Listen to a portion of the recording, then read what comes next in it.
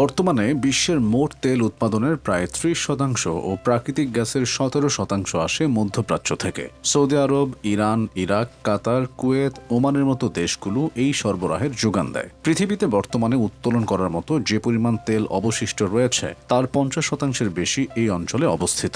মজার ব্যাপার হলো, বিশ্বের সবচেয়ে বেশি তেলের মজুদ কিন্তু মধ্যপ্রাচ্যে নেই, সেটি ভেনেজুয়েলায়। আবার সবচেয়ে বেশি তেল উৎপাদন করে যুক্তরাষ্ট্র। পশ্চিম এশিয়ার দেশগুলোতেও বিশ্বের অন্যতম বড় তেলের ভান্ডার রয়েছে, কিন্তু ওই অঞ্চলের তেল মাটির খুব বেশি গভীরে নেই, তুলনামূলকভাবে ওপরের স্তরে চাপা পড়ে আছে। ঠিক এ কারণেই মধ্যপ্রাচ্য থেকে তেল তোলা সহজ। মধ্যপ্রাচ্যের তেল অনেকটা হালকা ধরনের, এটি সহজে তোলা যায় ও প্রক্রিয়াজাত করাও সাশ্রয়ী, তাই বিশ্ববাজারে এই তেলের চাহিদা সবচেয়ে বেশি। তেলের গুণাগুণের দিক থেকেও মধ্যপ্রাচ্য এগিয়ে আছে। ভেনেজুয়েলার মতো দেশগুলোতে প্রচুর তেল থাকলেও তা মাটির অনেক গভীরে। সেসব তেল বেশ ঘন ও আঠালো। এ ধরনের আঠালো তেল মাটির নিচ থেকে তোলা কঠিন এবং তা রিফাইন করতে খরচ প্রচুর। ১৯০৮ সালে মধ্যপ্রাচ্যে প্রথমবারের মতো তেলের দেখা মেলে। তৎকালীন পারস্য, বর্তমান ইরানের সুলাইমানি মসজিদ এলাকায় একটি তেলের খনি থেকে হঠাৎ তেল প্রায় ৮০ ফুট উঁচুতে ছিটকে ওঠে। শুরু হয় মানব সভ্যতার ইতিহাসে এক নতুন অধ্যায়। মধ্যপ্রাচ্যে প্রচুর পরিমাণে জীবাশ্ম জ্বালানি পাওয়ার মূল কারণ হল ২৫০ থেকে ৫০ মিলিয়ন বছর আগের এক বিশাল সমুদ্র।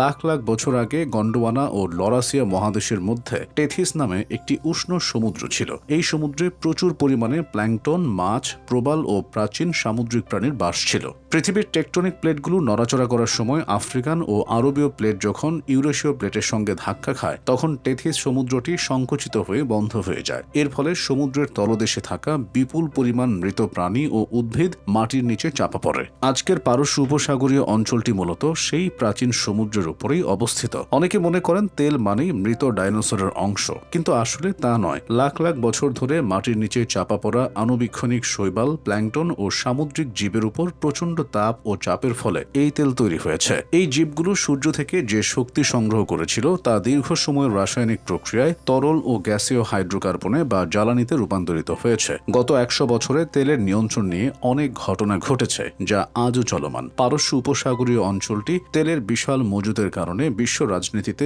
অত্যন্ত গুরুত্বপূর্ণ হয়ে উঠেছে। অদূর ভবিষ্যতে এই গুরুত্ব কমার কোনো সম্ভাবনা নেই।